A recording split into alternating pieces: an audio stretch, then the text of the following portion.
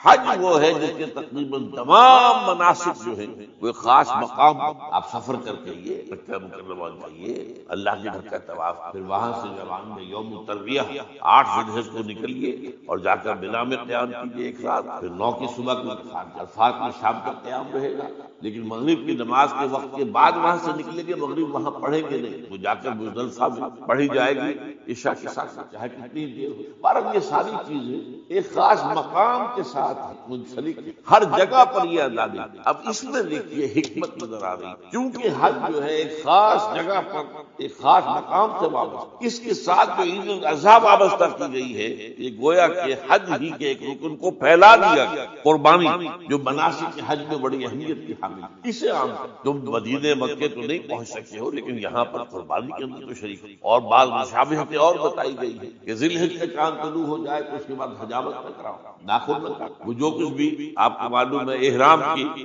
کچھ پابندیاں ہوتی ہیں، ایک مشابہت کسی سے ٹھیک ہے ہم وہاں نہیں ہیں لیکن ان کے ساتھ ایک مشابہت۔ تو قربانی در حقیقت جو ہے عید الاضحیٰ وہ گویا کہ ایکسٹینشن ہے حج کہ تمام عالم اسلام کے اندر جو ہے تمام مسلمان جہاں بھی کہیں ہیں وہ حج کے اس ایک منسک سے۔ تو یہ میں نے چند باتیں تمہیداً عرض کی ہیں ان عبادات اربع کے بارے میں، ان کی جو ریلیٹیو حیثیت ہے ہمارے۔ اب آئیے حج کا معاملہ کیا ہے، وہ پورا ایک خاص علاقے سے متعلق اور ایک خاص شخصیت سے متعلق۔ چنانچہ جو آیات میں نے آپ کو سنائی حج کے بارے میں، ان اول بیت وضع للناس للذی بمکہ مبارکا وہدی للعالمین، یقیناً پہلا گھر جو بنایا گیا لوگوں کے لیے یعنی اللہ کی عبادت کے لیے کہ لوگ وہاں جمع ہوں اللہ کی عبادت، وہ ہے جو مکہ میں ہے۔ مکہ اور مکہ یہ ایک ہی لفظ ہے، تورات میں مکہ کا لفظ آیا ہے، قرآن مجید میں مکہ۔ یہ تھوڑا فرق جو ہے یہ تلفظ کا ہو جایا کرتا ہے مختلف زبانوں میں، جیسا کہ آپ کو معلوم ہوگا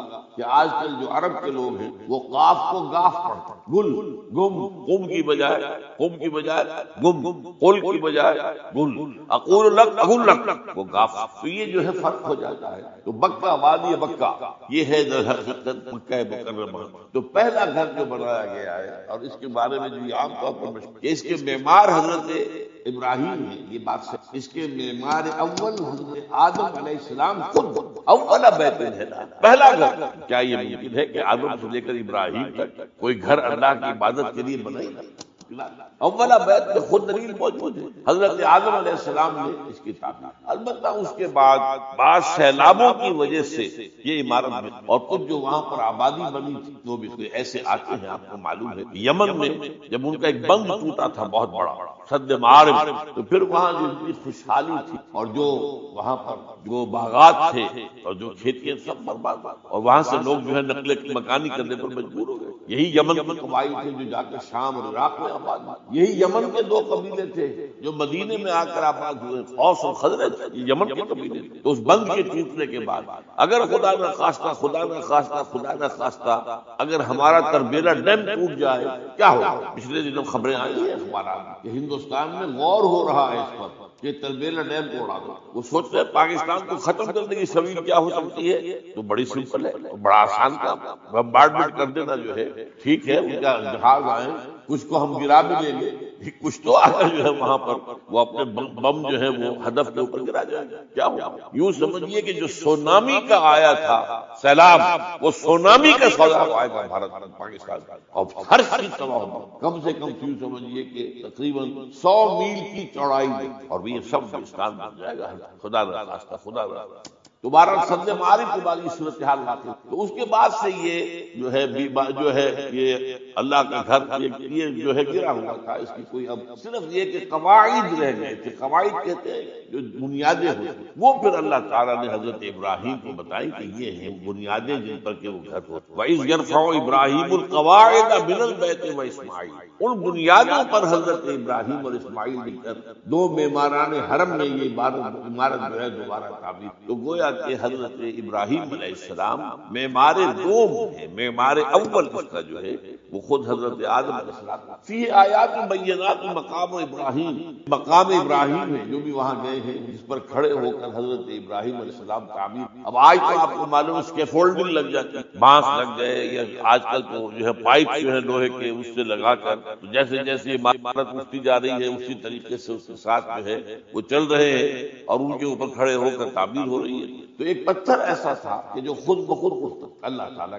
یا یوں کہیے کہ ملائکہ کو اٹھانے سے، اور اسی پر حضرت ابراہیم کھڑے ہو کر وہ پتھروں کے اوپر پتھر رکھ، اور اس کی وجہ سے اس پتھر کے اوپر کتنی دیر کھڑے رہنا ہوا ہوگا حضرت ابراہیم علیہ السلام کا کہ اس پر ان کے پاؤں کے نشان، وہ ہے مقام ابراہیم جو آپ نے دیکھا ہوگا کہ وہاں ایک بہت ان کا ایک پنجرا سا بنا ہوا ہے اس مقام ابراہیم۔ اور جب بھی طواف کرتے ہیں تو طواف کے بعد 2 رکعتیں جو ہے وہ پڑھی جاتی ہیں ابراہیم، مقام ابراہیم کے جتنا بھی قریب تر ہو کر پڑھا جا سکے۔ بہرحال رخ فی آیات بینات مقام ابراہیم ومن دخلہ کان آمنا، تو ایک تو یہ کہ وہ نشانیاں ہیں وہ اللہ تعالیٰ جن لوگوں کی کہ دل کی آنکھ کھلی ہو، روحانی آنکھیں کھلی ہو، ان کو دکھاتا، اور ایک وہ ہے کہ جو ہماری ان سامنے کی ظاہری آنکھوں کو بھی نظر آتا۔ یہ نوٹ کر دیجئے کہ یہ مقام امن کا گہوارہ رہا۔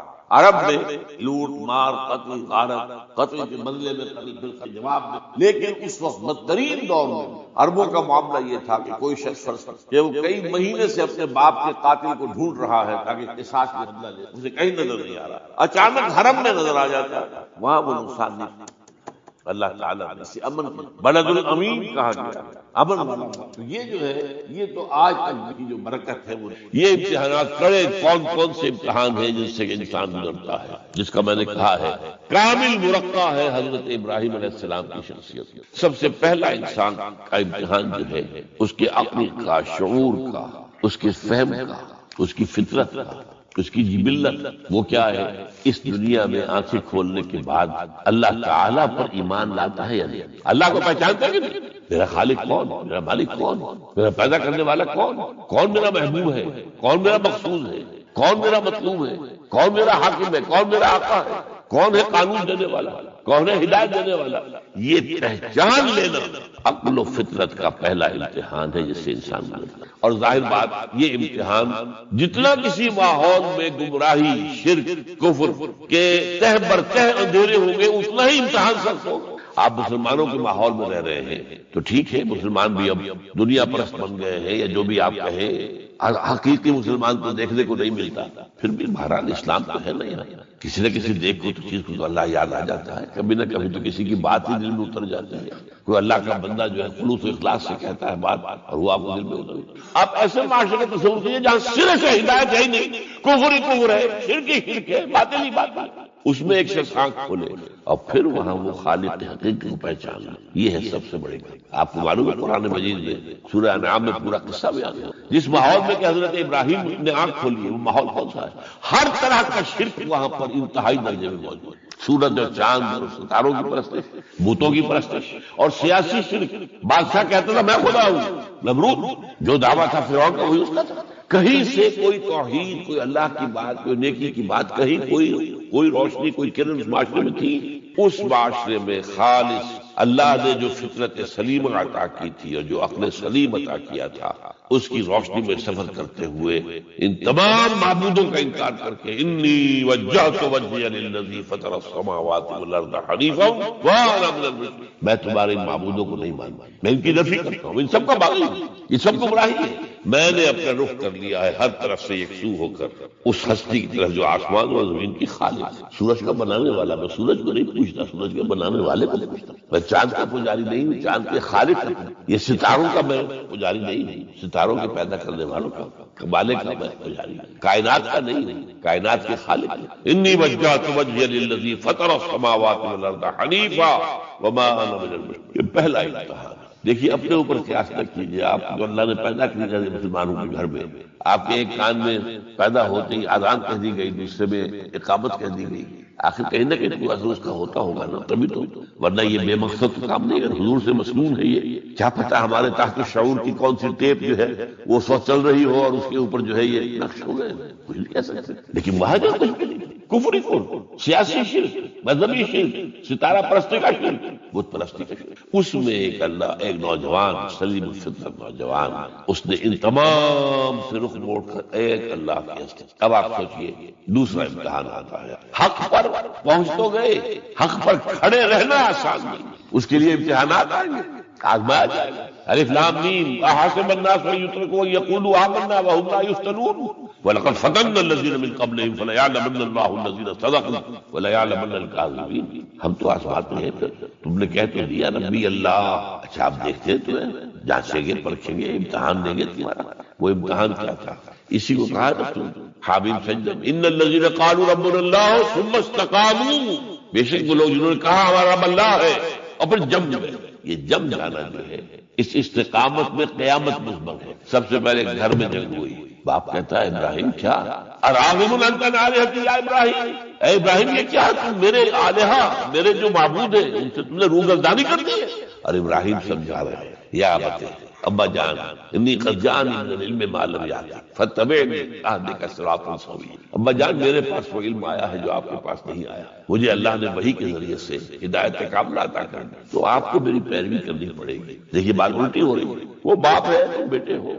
وہ کہہ سکتا ہے میں نے اپنے یہ بال دھوپ میں سفید کیے، تم کل کے بچے آج تم مجھ سے مانگ رہے ہو، مطالبہ کر رہے ہو. دلیل پہلے دے دی ہے. یا ابت انی قد جاءنی من العلم ما لم یأتک، وہ علم کا وہ شعبہ آپ کو صحیح نہیں جو اللہ نے مجھے وحی کے ذریعے سے دے دیا، لہٰذا آپ کو میری پیروی کرنی ہوگی. یا ابت لا تعبد الشیطان، ابا جان دیکھیے شیطان کی پیروی نہ کیجیے. انہ کان للرحمن عصیا، وہ تو رحمان کا بڑا گنہگار تھا، سرکش تھا، باغی تھا. یا ابت انی اخاف ان یمسک عذاب من الرحمن فتکون للشیطان ولیا. ابا جان مجھے بڑا اندیشہ ہے کہ آپ کہیں اللہ کی نگاہ میں شیطان کے ساتھی و شمار نہ ہو جائیں اور پھر آپ پر اللہ کا عذاب نہ آئے. لیکن جواب کیا دیا باپ نے؟ اراغب انت عن آلہتی یا ابراہیم لئن لم تنتہ لارجمنک واہجرنی ملیا. اے ابراہیم میرے آلہہ، میرے معبودوں سے روگردانی کر رہا ہے، بعد نہیں آؤ گے سنسار کر دوں گا، پتھر مار مار کے ہلاک کر دوں گا اور نکل جاؤ، دفع ہو جاؤ میری نگاہوں کے سامنے. وہ فطرت سلیمہ کا حامل نوجوان کیا کہتا ہے؟ قال سلام علیک. اچھا ابا جان آپ پر سلام. میں قال سلام علیک، میں جاتا ہوں، گھر چھوڑ کے جا رہا ہوں، لیکن میں اپنے رب سے آپ کے لیے دعا کروں گا کہ وہ آپ کو ہدایت دے. وہ مجھ پر بڑا مہربان ہے، مجھے امید ہے کہ وہ میری اس دعا کو رکھ. اب اس سے آگے بات بڑھی. ابراہیم سوچتے ہیں کہ ان لوگوں کے اوپر تیشہ زوردار مارنا ہوگا، یہ جاگنے کو تیار نہیں ہے. میں ان سے کہتا ہوں تو ہاں کہتے ہیں ہاں ٹھیک تو کہہ رہے ہو تم، لیکن نہیں بھائی ہمارے آبا و اجداد کا دین ہے، اس پہ چلے آ رہے ہیں، کیسے چھوڑ دیں؟ بات تو تمہاری ٹھیک لگتی ہے ابراہیم، تم بات تو صحیح کرو، لیکن قرآن کبوت میں فرمایا مودۃ بینکم فی الحیات الدنیا. حضرت ابراہیم نے کہا تم اپنے دنیا کی زندگی کی محبتوں کی وجہ سے جکڑے ہوئے، ورنہ تم معلوم ہے میں نے کھول دیا تم پر کہ یہ سب بکواس ہے، یہ تمہارے عقائد ہیں بے بنیاد، لیکن دنیاوی محبتیں یہ تعلق جو تمہیں کھڑا کیے ہوئے ہیں. جب وہ دیکھا کہ ان پر وہی اقبال کا شعر ہے کہ پھول کی پتی سے کٹ سکتا ہے ہیرے کا جگر، مرد ناداں پر کلام نرم و نازک بے اثر. مرد ناداں پر کلام نرم و نازک، اس کے اوپر تو وہ ہتھوڑا چلانا پڑتا ہے، وہ ہتھوڑا چلانے کی سوچ. ان کا کوئی تہوار آ رہا تھا جس میں جا کے باہر میدان میں جا کے کوئی پوجا کرنی تھی کسی خاص ستارے کی، اور پورا شہر خالی ہو جانا تھا. حضرت ابراہیم نے کہا میری طبیعت تو ٹھیک نہیں، میں تو آپ لوگوں کے ساتھ نہیں جاؤں گا، آپ جائیے. سب چلے گئے، پورا شہر خالی ہو گیا. اب انہوں نے ہاتھ میں ہتھوڑا لیا، وہ بت خانے میں گھس گئے اور سب بتوں کو توڑ کے چورا چورا کر. لیکن طبیعت میں ایک عجیب قسم کا ایک مٹھاس والا مزاح تھا، تو اس ایک سب سے بڑے بت کو چھوڑ دیا اور اس کے کندھے پر وہ تیشہ رکھ دیا. اب جب وہ رات کو واپس آئے ہوں گے، آپ سوچیے ذرا، آج بھی ہندوستان کے شہر متھرا میں یا بنارس میں کہیں بتوں کے ساتھ کوئی حشر کر دے تو کیا قیامت آئے گی. کیا کیا من فعل ھذا بآلہتنا، کون ہے وہ جس نے ہمارے معبودوں کا یہ حشر کیا؟ بہت کچھ کر کے کچھ لوگ ہاں ہم سنتے تھے ایک نوجوان جو ہے وہ کچھ ان کا ذکر کیا کرتا تھا بتوں کا کہ ان میں کچھ نہیں ہے، کچھ نہیں ہے، کچھ باغیانہ خیالات کا اظہار کیا کرتا تھا. وہ ابراہیم بلاؤ یا ابراہیم انت فعلت ھذا، کیا آپ تم نے مجھے کیا پوچھتے، اس بڑے بت سے پوچھو، اس سے پوچھو بھائی، سارے ٹوٹے ہوئے یہ سالم کھڑا ہے. اور نمبر 2 جسے کہتے ہیں پولیس کی اصطلاح میں آلہ واردات، قتل کیا تھا تو کس چیز سے کیا تھا وہ بھی برآمد ہو گیا، وہ چھری بھی مل گئی ہے، اس پر خون کے دھبے ہی ہیں. اور آج تو آپ کو معلوم ہے کہ خون کے قطرے سے بھی پتہ چل جاتا ہے کہ کس کا خون تھا، جنیٹکس کی وجہ سے. تو اس نے کیا ہوگا کہ ابراہیم وقل کے ناخن لوگ ان سے پوچھیں یہ بات کرتے کوئی اف لکم، تم پوچھتے ہو ان کو جو بات تک نہیں کر سکتے، جو اپنا دفاع نہیں کر سکتے، جو اپنے آپ کو بچا نہیں سکتے، ایک عام انسان بھی دفاع کرتا ہے۔ فَرَجَعُوا إِلَىٰ أَنفُسِهِمْ، اب انہوں نے اپنے اندر دلوں کی طرف دھیان کر کے سوچا کہ واقعی ابراہیم صحیح کہتا ہے، لیکن پھر لوٹے، پھر وہ عصبیت، پھر وہ آباء و اجداد کے ساتھ تعلق، پھر وہ معاشرتی نظام، انہوں نے کہا بس اس کو قتل کرو، اس کو ختم کرو۔ یہ اس کو فیس کرنا، آپ سوچ لیجیے کتنے بڑے امتحان کی بات تھی، کتنے بڑے جھیل کی بات تھی۔ اچھا چونکہ وہاں نظام بھی تھا، بادشاہ کے دربار میں حاضری ہو گئی، ابراہیم ہم نے سنا تم ہمارے سوا کسی کو خدا مانتے ہو؟ جی ہاں، کون ہے وہ خدا؟ فرمایا میرا رب وہ ہے جو زندہ کر رکھتا ہے اور مارتا ہے، ربی الذی یحیی و یمیت، قال انا احیی و امیت، میں بھی زندہ رکھتا ہوں اور مارتا ہوں۔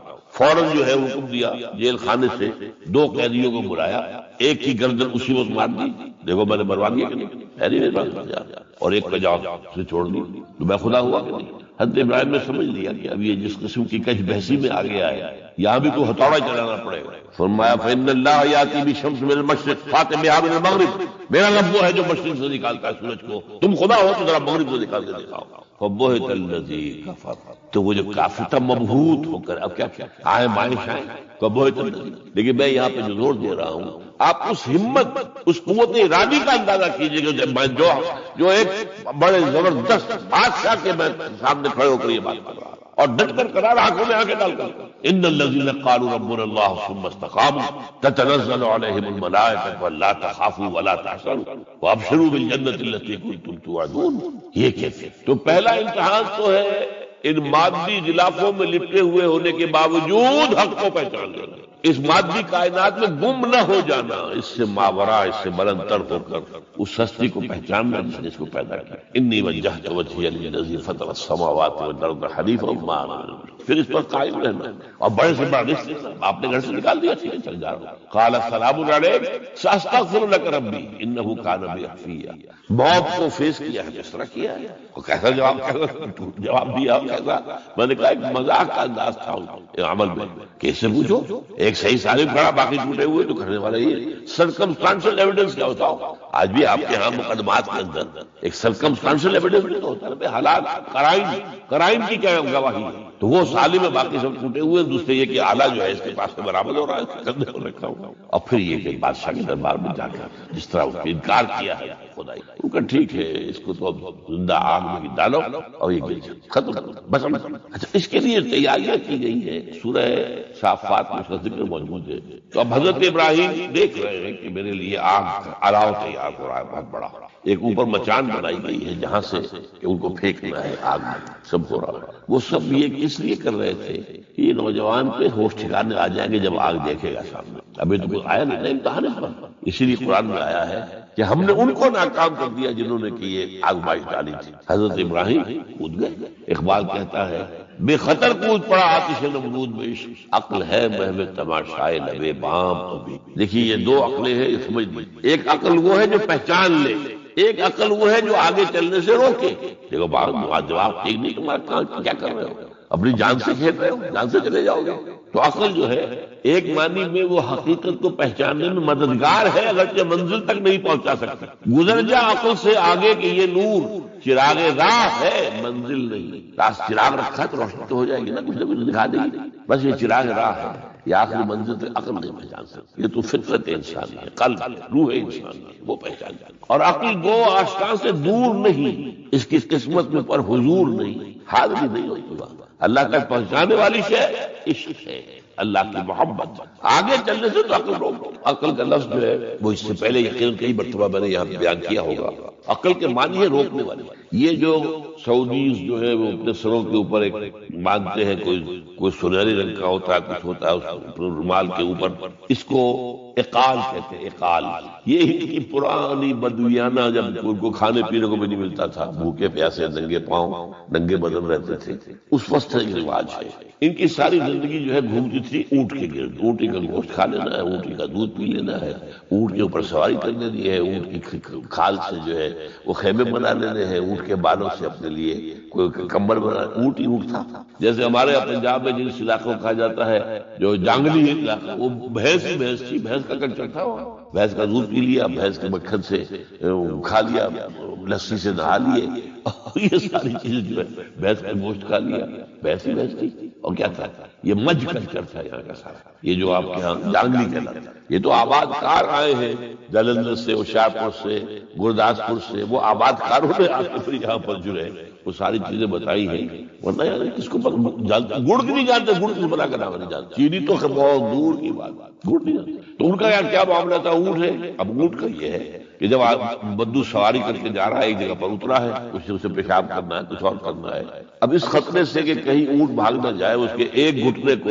ایک رسی سے باندھ دیتا تھا، اب 3 پاؤں رہ گئے، 3 پاؤں سے اچک تو سکتا ہے، وہ بھاگ تو نہیں سکتا، تو اچک کر وہ اگر کہیں آس پاس درخت ہے، کیکر کا درخت ہے، وہ ناشتہ کچھ کر لے، کھانے کی کوئی حرج نہیں ہے، ایک بھاگے نہ، تو وہ جو رسی جس سے اونٹ باندھتے تھے اس کا گھٹنا، وہ اب کیا ہوا، اسے جانا ہے سفر پر دوبارہ، وہ جائے گا، وہ رسی وہاں سے کھول کے سر پہ باندھ دے گا، کاٹ کے رسی کو، یہ ایک حال۔ اب وہ سنہری بھی ہوتے ہیں، کیا کیا خوبصورت ہوتے ہیں، لاکھوں روپے کا ہوتا ہے، لیکن تہذیبی پس منظر اس کا ہی ہے۔ اب ظاہر بات ہے کہ وہ تو لوگ اس لیے حدیث میں ہی لفظ آیا ہے، ایک مرتبہ حضور مسجد نبی میں تشریف فرما تھے، باہر کوئی بدو آئے صحابی باہر سے، اور انہوں نے اپنے اونٹ کا یا اونٹنی کا گھٹنا نہیں باندھا، اسے ویسے ہی چھوڑ کے اندر آ گئے۔ حضور نے فرمایا تم نے اس کا گھٹنا کیوں نہیں باندھا؟ جواب دیا میں نے اللہ پر توکل کیا۔ فرمایا غلط، اعقلھا ثم توکل، پہلے اس کا گھٹنا باندھو پھر توکل کرو۔ وسائل کا استعمال ترک کر دینا توکل نہیں ہے۔ ہاں یہ سمجھو کہ وسائل کے ذریعے سے نہیں ہوگا، جو بھی کچھ ہوگا اللہ کی چیز سے ہوگا، لیکن وسائل کا استعمال تو کرنا، وہ توکل اسلام میں نہیں، جو رہبانیت کا توکل ہے۔ بہرحال تو یہ اب جو ہے عقل جو ہے، اب اس وقت جو کہ بے خطر کود پڑا آتش نمرود میں عشق، عقل ہے محو تماشائے لبے بام، ابھی عقل تو وہیں پر کھڑی ہوئی سوچ رہی ہے کودنا چاہیے کہ نہیں کودنا چاہیے، اور ابراہیم کود بھی چکا۔ لوگ حیران تھے، لیکن اللہ نے اس آگ کو گل و گلزار بنا دیا۔ قلنا یا نار کونی بردن وسلام علی ابراہیم۔ اب آیا چوتھا امتحان کہہ لیجیے اس کو، یہ رسولوں کے باب میں اللہ کا قاعدہ ہے، اس قوم کی طرف کسی رسول کو بھیجے، اگر وہ قتل کرنے پر آمادہ ہو جائے رسول کو، تو پھر وہاں سے ہجرت کی اجازت ہو۔ جیسے حضور جب دارالندوہ میں فیصلہ ہو گیا کہ اب قتل کر دو محمد کو صلی اللہ علیہ وسلم، اس سے پہلے یہ اندیشہ تھا جب تک کہ ابو طالب زندہ تھے کہ چچا سپورٹ پر ہے ابو طالب، اب بنو ہاشم کا وہ سردار ہے، تو یہ ہماری جو ہے ان فائٹنگ ہو جائے گی، ٹرائبل، انٹر ٹرائبل یا انٹرا ٹرائبل کہنا چاہیے، کہ قریش کے اندر ہی آپس میں جب ہم لڑ پڑیں گے تو ہماری جو دھاک بیٹھی ہوئی ہے پورے عرب میں وہ تو ختم ہو جائے گی۔ A house divided Umang sisters, understand, یہ وہ چیز تھی جو ابھی تک ان کے ہاتھ رکھے ہوئے تھے۔ اب ابو طالب مر گئے، اب جو سردار ہے بنو ہاشم کا وہ ابو لہب ہے، وہ حضور کا وزیر سب سے بڑا دشمن ہے، لہذا فیصلہ ہو گیا۔ تب آپ گئے ہیں طائف، اور وہاں سے بھی ناکام آئے ہیں۔ اس کے بعد یہ ہے کہ باقی سب صحابہ کو آپ نے اجازت دی تھی چلے جاؤ مدینے، لیکن ابھی آپ منتظر رہے جب تک کہ ایکسپریس پرمیشن نہ آئے، رسول اپنی جگہ چھوڑ نہیں سکتے۔ بہرحال یہ ایک علیحدہ معاملہ ہے کہ اس میں تھوڑی سی خطا ہو گئی اس کی حضرت یونس علیہ السلام کے ساتھ، کہ وہ اپنی قوم کے اس رویے سے دل برداشتہ ہو کر غصے کے بھرے ہوئے نہیں ماننے والے نہیں ناہنجار لوگ چھوڑ کر چلے گئے، اگرچہ اللہ کی اجازت ابھی نہیں آئی۔ یہی وجہ ہے اللہ نے انہیں سزا دی، مچھلی کے پیٹ میں رہے، وہاں وہ استغفار کرتے رہے، لا الہ الا انت سبحانک انی کنت من الظالمین، پھر اس ویل مچھلی نے اگل دیا ان کو اور ساحل کے اوپر رہے، اس کا پورا ذکر ہے قرآن مجید میں 12۔ تو یہ اب معاملہ آ گیا وطن کو چھوڑنے کا، لہذا ہجرت کی۔ اب ان قال انی ذاہب الی ربی سیہدین، ٹھیک ہے تم لوگوں کا حال یہ ہے، میں نے تمہیں ہر کا سمجھایا، نرم بھی سمجھایا، گرم بھی سمجھایا، تمہارے اوپر ہتھوڑے بھی برسائے اور پھول بھی برسائے، تم کسی طرح ماننے والے نہیں، اب تم میری جان کے دشمن بن گئے ہو تو ٹھیک ہے میں جاتا ہوں، انی ذاہب الی ربی سیہدین رب حب لی من الصالحین۔ ایک دعا اور نکل آئی، اے اللہ مجھے صالح اولاد عطا فرما، 80 برس سے تجاوز ہو چکی عمر، اولاد دی۔ آپ کے اپنے خاندان سے تھی جو اہلیہ تھی سارہ رضی اللہ تعالی عنہ، بانج رہی اولاد دی ہوئی، اللہ کی مرضی۔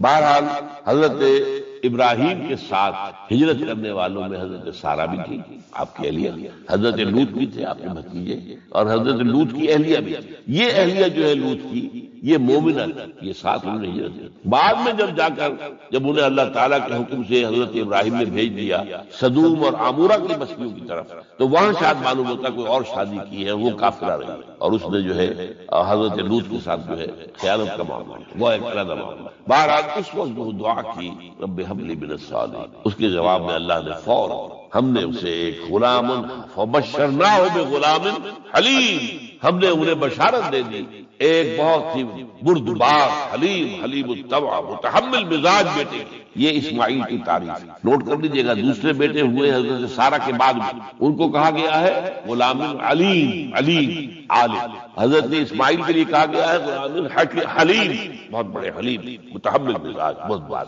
اس کا بھی تھوڑی سی داستان بیان کر دوں۔ حضرت سارہ کہاں کیا اولاد نہیں تھی۔ حضرت ابراہیم ہجرت کر کے آئے تھے، کہاں سے پیدا کہاں ہوئے تھے؟ شہر ار، یہ جو عراق کا اس وقت کا سب سے بڑا شہر تھا، صدر مقام تھا، وہاں پیدا ہوئے تھے۔ وہاں سے ہجرت کر کے کہاں آئے؟ شام میں علاقہ، خاص طور پر فلسطین کا جو ہے کنعان، یہاں آ کر آپ نے ڈیرا اپنا جمایا۔ اور اس کے قریب میں ہی دو بستیاں تھیں جہاں پر کہ وہ سوڈومی والا معاملہ جو ہے آپ کو معلوم ہے، بدترین جو ہے گندگی تھی ان کے اندر، جہاں حضرت لوط علیہ السلام نے۔ پھر انہوں نے ایک سفر کیا مصر کا، اس کی وجہ بھی سمجھ لیجئے۔ مصر میں اس وقت جو خاندان حکمران تھا وہ عرب تھا، اصلا وہ مصری نہیں تھے، وہ فرائضہ نہیں تھے، مصر کے تھے، عرب سے آ کر لوگوں نے قبضہ کیا۔ تو حضرت ابراہیم وہاں گئے، وہاں ان کی بڑی پذیرائی ہوئی۔ ایک حادثہ سا بھی ہوا کہ یہ اندیشہ تھا کہ کہیں حضرت سارہ بہت خوبصورت تھی تو کوئی بادشاہ جو ہے، وہ بادشاہوں کے اپنے انداز ہوتے ہیں، تو کوئی جو ہے کوئی غلط حرکت نہ کرے۔ تو کہا کہ سارہ سے کہا کہ میں جب یہ مجھ سے پوچھے گا یہ کون ہے تو میں کہہ دوں گا میری بہن ہے، نہیں میں کہوں بیوی تو پھر تو وہ کہے گا ٹھیک ہے پھر اب میں لیتا ہوں، بہن ہے۔ بہرحال اس میں جو بھی ہوا، اللہ تعالیٰ نے حضرت سارہ کی عزت بھی بچائی۔ وہ معجزہ دیکھا حضرت ابراہیم کی طرف سے جو اللہ نے پیش کیا، جیسے حضرت سارہ کو مصر کے بادشاہ کی اس غلط نیت سے بچائے رکھا۔ پھر اس شخص نے جو ہے اپنی بیٹی ہاجرہ یہ خدمت میں دی۔ یہ ہاجرہ کنیز نہیں تھی، یہ اصل میں یہودیوں نے مشہور کر دی۔ یہودی کہتے ہیں کہ اصل بیوی تو تھی حضرت سارہ، اور سارہ کے یہاں اولاد بعد میں ہوئی ہے، وہ ہے اسحاق، اسحاق کے بیٹے ہیں یعقوب، یعقوب کی اولاد ہم ہیں، تو اصل تو ابراہیم کی اولاد ہم ہیں۔ ہاجرہ جو ہے تو کنیز تھی، لوڈی تھی، لہذا اس کی وہ عزت نہیں، اسماعیل کی وہ عزت نہیں، اسماعیل کا وہ مقام نہیں۔ یہ یہودیوں کا قول ہے، لیکن وہ اصل میں کنیز نہیں تھی، وہ بیٹی تھی، شہزادی تھی۔ بلکہ تاریخ نے اپنے آپ کو پھر دہرایا ہے کئی ہزار سال بعد۔ حضور نے صلح حدیبیہ کے بعد جب خطوط لکھے ہیں دعوتی بادشاہوں کے نام، شہنشاہ ایران، شہنشاہ روم، مقوقس مصر، نجاشی حبشہ، خطوط لکھے، تو مقوقس جو ایک طرح کا بادشاہ تھا، پیٹریارک تھا، جو الیگزینڈریا تھا، اس نے اکرام کیا حضور کے جو سفیر تھے، ان کا بڑی عزت کی، احترام کیا، اور پھر حضور کی خدمت میں دو جو ہے خواتین کو بھی بھیجا۔ اب اس زمانے میں یہی رواج پوجا کے لیے چلتے تھے، اور یہ گھوڑا بھیجا، دلدل، وہ جو حضور صلی اللہ علیہ وسلم کا بہترین گھوڑا تھا، تو انہی میں سے ایک کنیز جو ہے ان سے حضور نے نکاح کیا، ماریا قلطیہ، اور ماریا قلطیہ سے اللہ نے اولاد دی حضور کو عمر کے آخری درجے میں۔ حضرت ابراہیم نام رکھا ان کا، نوٹ کیجیے، سائیکل مکمل ہو رہا ہے۔ ابراہیم گئے تھے مصر، وہاں سے ہاجرہ آئی، اور اس سے اسماعیل ہوئے، اسماعیل سے یہ ساری نسل چلی، محمد پیدا ہوئے، محمد کے نکاح میں پھر مصر سے آئی ہوئی ایک خاتون آئی ہے ماریا قبطیہ، ان سے جو پیدا ہوئے ان کا نام ابراہیم رکھا۔ تو یہ گویا کہ یہ ایک عجیب سائیکل ہے۔ بہرحال لیکن جب حضرت سارہ نے دیکھا کہ میرے ہاں تو اولاد نہیں ہو رہی، تو حضرت ابراہیم سے کہا کہ میں آپ ہاجرہ کے ساتھ آپ جو ہے ضرور شوکت کا معاملہ قائم کر لیجیے، تو اللہ آپ کو ان کے ذریعے سے اولاد دے دے، مجھے تو امید نہیں ہے کہ میرے ہاں اولاد۔ تو اس پر حضرت ابراہیم نے ان کے ساتھ رشتہ قائم کیا، اور اللہ نے اسماعیل جو تھا بیٹا دیا۔ اب اللہ تعالیٰ نے حکم دیا ہاجرہ اور اپنے اس بیٹے کو لے جاؤ، اور جاؤ وہاں بواد غیر ذی زرع، جاؤ وہاں حجاز کی اس وادی کے اندر، وادی غیر ذی زرع، وہاں ان کو چھوڑو۔ اب یہ امتحان دے توکل کر حضرت ابراہیم لے آئے، کوئی متنفس نہیں، کوئی گھاس تک پیدا نہیں ہو رہی، کوئی درخت کا ہونا تو اور بڑی بات ہے کہ کھجور کا درخت ہو، ابھی اور پانی نہیں، پانی کا ایک مشکلہ تھا ابراہیم کے پاس، وہ چھوڑ دیا، کچھ کھجوریں تھیں وہ دے دی اور چلے۔ حاجرہ پوچھتی ہے ہمیں کس کے پاس سارے چھوڑ کے جا رہے ہیں؟ کہنے لگے اللہ کا۔ یہ ہے توکل، اللہ کا حکم، دعائیں مانگ کر رب ہب لی من الصالحین فبشرناہ بغلام حلیم۔ اب وہ بچہ آتے رہتے تھے، چکر لگاتے تھے، فلما بلغ معہ السعی، جب وہ بچہ اسماعیل ان کے ساتھ بھاگنے دوڑنے کے قابل ہو گیا، کاموں میں ہاتھ بٹا رہا ہے، 13 برس کی عمر ہوئی، نوجوان، اندازہ کیجیے 100 برس کی عمر، بوڑھا آدمی، اولاد اب تک ہوئی نہیں تھی، ایک اولاد مانگ مانگ کر دعا سے اللہ سے لی ہے، اب آخری امتحان، اس سے آگے کوئی امتحان۔ اس بوڑھے شخص کی نخل تمنا ہری ہو رہی تھی اپنے بیٹے کو دیکھ کر۔ فلما بلغ معہ السعی قال یا بنی انی اری فی المنام انی اذبحک فانظر ماذا تری۔ کہتے ہیں حضرت ابراہیم بیٹے میں مسلسل دیکھ رہا ہوں خواب میں کہ میں تمہیں ذبح کر رہا ہوں، تو دیکھو غور کرو تمہاری رائے کیا ہے؟ نبی کا خواب بھی وہی ہوتا ہے، اس میں کوئی شیطنت جو ہے، کوئی شیاطین جن و انس کی کوئی مداخلت نہیں ہوتی۔ پھر یہ کہ پے بپے 3 دن یا بنی انی ارا فی المنام انی اصبح فانظر ماذا ترى، اب جواب سنیے وہ حلیم یا ابت افعل توبہ ستجدنی انشاءاللہ من الصابرین، ابا جان کر گزریے جو آپ کو حکم ہو رہا ہے، تو عمر ابرتا نہیں، تو عمر حکم ہو رہا ہے۔ جب 3 دفعہ آپ کو یہ حکم ہو گیا اللہ کی طرف سے تو پھر دیر کا ہے؟ یا ابت افعل توبہ ستجدنی انشاءاللہ من الصابرین، آپ مجھے انشاءاللہ صابر پائیں۔ یہ وہ صابر اور حلیم ہونے کی شان جان دینے کے لیے۔ اب یہاں بھی دیکھیے کہ یہودیوں نے اتنی تحریفیں کی ہیں۔ وہ ذبیح اللہ حضرت اسحاق کو کہتے ہیں، یہ بعد میں حضرت اسحاق پیدا ہوئے 13 سال بعد، 100 برس کی عمر تھی حضرت ابراہیم کی۔ اب وہ کہتے ہیں کہ ذبیح اللہ جو ہے وہ اسحاق اسماعیل۔ مروہ پہاڑی جو مروہ اور یہ موریا، وہاں پر بھی انہوں نے ایک پہاڑی کا نام رکھ دیا مروہ، وہ کہتے ہیں یہاں پر اسحاق کو ابراہیم نے ذبح کرنے کی کوشش کی۔ سب بکواس۔ ایک بڑی عمدہ کتاب مولانا فراہی رحمۃ اللہ علیہ کی تھی، عربی، پھر اس کا ترجمہ ہوا، الرأی الصحیح فی من هو الذبیح، عربی میں کتاب تھی کہ ذبیح کون تھا، اسماعیل یا اسحاق، اس کے بارے میں صحیح رائے کیا ہے، یہ اس کتاب کا موضوع۔ تو انہوں نے تورات کے حوالے سے ثابت کیا ہے۔ اصل میں ہوتا کیا ہے، چور لاکھ چیزیں چھپا بھی جائے اپنی تو کہیں نہ کہیں کلو چھوڑ جاتا ہے، آخر تفتیش ہوتی ہے، پولیس والے بھی جانتے ہیں کہیں نہ کہیں سے کوئی نہ کوئی کلو جو ہے، اب ساری چیزوں کو سمیٹنا مشکل ہوتا ہے اس کے لیے، تو اس کے اندر وہاں کلو موجود ہے، اسحاق اس کے تورات کے اندر جس سے ثابت ہوتا ہے، انہوں نے ثابت الرأی الصحیح فی من هو الذبیح، اس کا میں نے ترجمہ شائع کیا تھا جب میں نے ابتدا کی ہے لاہور میں آ کر اپنے کام کی 1965 میں، تو دارالاشاعت اسلامیہ میں نے قائم کیا تھا اپنا ایک دارالاشاعت پبلشنگ ہاؤس، اس سے وہ کتاب شائع کی تھی، اب بھی وہ چھپتی ہے، اب وہ اور پبلشر ہے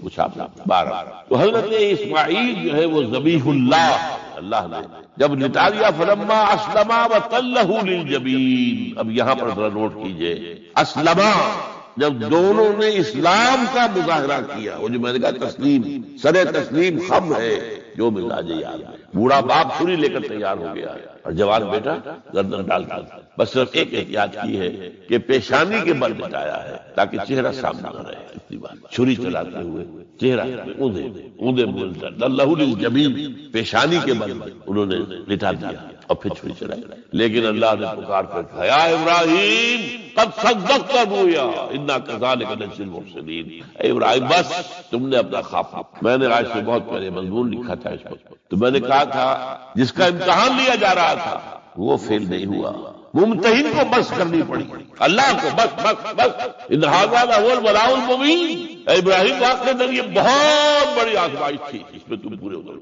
یہ میں نے آپ کے سامنے زندگی کا جو پورا ایک نقشہ ہے ابراہیم کا، ہر قدم پر امتحان، ہر قدم پر امتحان، ایک سے ایک کڑا امتحان، ایک سے ایک بڑا امتحان، اور آخری امتحان ان ھذا لہو البلاء المبین۔ جب ممتحن یہ کہتے بھائی بات بہت مشکل، پرچہ واقعی میں نے بہت مشکل سیٹ کیا تھا، کمال ہے تم نے بہت عمدہ حل کیا، اس سے بڑی شاباش کیا ہوگی، لیکن اس کے ساتھ یہ ہے کہ اب اگلا موضوع آ رہا ہے میرا، جہاں تک تو معاملہ آ گیا، یہ قربانی جو ہے اس کو پھر ہمیشہ کے لیے اب سنت ابراہیم کے طور پر جا باقی رکھا، این اس وقت جنت سے ایک میڑا ان کی جگہ آ گیا، حضرت اسماعیل کو کوئی قدم نہیں پہنچی، کچھ بھی نہیں، میڑا ذبح ہو گیا، اور وہ قربانی ہے جو آج پوری دنیا میں اس وقت سے لے کر ترکنا علیہ فی الآخرین، ہم نے اس کی یہ یاد ہے، یہ قربانیاں جو آپ دیں گے یہ کیا ہے؟ حضور سے پوچھا گیا ما ھذی الاضاحی یا رسول اللہ، اے اللہ کے رسول یہ اضاحی کیا ہے، یہ کیا ہے، یہ جو ہم قربانیاں دیتے ہیں کیا ہے؟ قال سنت ابیکم ابراہیم، یہ تمہارے باپ ابراہیم کی سنت، اس کو زندہ رکھا ہے اللہ نے، ان کی اس امتحان کی کامیابی کو اس کا جشن منایا جا رہا ہے، ہر سال لاکھوں کا کروڑوں جانور جو ہے اللہ کے نام پر ذبح ہو رہا ہے، یہ وہ اسماعیل کی قربانی کا جو ہے یہ جشن ہے جو منایا جا رہا ہے۔ البتہ یہاں میں ایک بات کہہ دوں، علامہ اقبال نے ایک شعر میں شاعرانہ ہوتا نا تصور ایک اس میں ایک بات کہی ہے جو میرے خیال میں مناسب نہیں ہے، شعر تو بہت اچھا ہے، غریب و سادہ و عجیب، غریب و سادہ و رنگی ہے داستان حرب، نہایت اس کی حسین ابتدا ہے اسماعیل۔ یہ بہت سے لوگوں کو بہت شعر پسند آتا ہے، خصوصاً شیعہ بھائیوں کو بہت ہی پسند آئے گا کہ وہ جو قربانی اسماعیل کی ہو رہی تھی اور نہیں ہوئی تھی وہ قربانی ہے جو حسین کی ہوئی ہے کربلا کی، تو غریب و سادہ و رنگی ہے داستان حرب، نہایت اس کی حسین ابتدا ہے اسماعیل۔ میں کہتا ہوں اس میں تو کوئی چیز جوڑ کھانے والی ہے ہی نہیں، اسماعیل کو ذبح کرنے والے کون تھے؟ رسول، امام الناس، خلیل اللہ، ابو الانبیاء، اور حسین کو ذبح کرنے والے کوفی، یزیدی، زیادی۔ نمبر 2 اسماعیل تو ذبح نہیں ہوئے، حسین تو ذبح ہو گئے، کیا مناسبت ہے؟ نمبر 3 حضرت اسماعیل نے تو خود ہی گردن ڈال دی تھی، حضرت حسین تو لڑتے ہوئے ماشاءاللہ بہادری کے ساتھ لڑتے ہوئے جان دیے، اور انہوں نے ایسے تو نہیں گردن ڈالا، تو کوئی مناسبت نہیں، تو کوئی نہ کوئی تو مناسبت ہونی چاہیے۔ تو اس کی میں نے ترمیم کی ہے، اور علامہ اقبال سے جب اگر اللہ نے آخرت میں ملاقات کرائی تو بتاؤں گا، وہ شاید مان لیں گے میری بات، کہ غریب و سادہ اور رنگی ہے داستان حرم، نہایت اس کی ہے عثمان، ابتدا حابیل۔ یہ حابیل اور قابیل دو بھائیوں کا معاملہ ہوا تھا، دونوں نے قربانی پیش کی، قابیل کی اللہ نے قبول نہیں کی، حابیل کی، اب اس سے بھرا ہوا قابیل نے کہا میں تمہیں بات دوں گا، ہلاک کر دوں۔ انہوں نے کہا بھائی جان اب یہ تو اللہ کا کام ہے، کس کی قربانی اس نے قبول کی کس کی نہیں کی، اللہ تو قبول کرتا ہے متقیوں سے، باقی اگر آپ اپنا ہاتھ اٹھائیں گے مجھے قتل کرنے کے لیے، میں اپنا ہاتھ نہیں اٹھاؤں گا، میں تو یہ چاہوں گا کہ آپ اپنے گناہ کا بوجھ بھی لے جائیں، میرے گناہ کا بوجھ بھی آپ لے جائیں، مجھے قتل کریں گے مظلوم حالت میں تو میرے سارے گناہ بھی آپ کے کھاتے میں پڑ جائیں گے، تو میں تو کامیابی اسی کو سمجھتا ہوں۔ یہ تو آدم کے 2 بیٹوں کا معاملہ ہو رہا ہے، یہی تو معاملہ ہوا حضرت عثمان کے ساتھ، لاکھوں مربع میل کی حکومت تھی، لاکھوں فوجی موجود تھے، یہ جو تھے گنتی کے چند لوگ آ گئے تھے، شریف عبداللہ ابن سبا کے پیروکار، وہ تو اجازت اگر دیتے تھے، شام سے مصر سے فوج تیار کھڑی ہے اور اجازت مانگ رہی ہے کہ آپ اجازت دیجیے ہمارے قلعہ کا بغل نہیں، اجازت نہیں۔ اتنی بڑی بات ہے یہ کہ حضرت عثمان کہتے ہیں کہ میں کسی کلمہ گو کا کہ خون سے اپنا ہاتھ رنگنا نہیں چاہتا،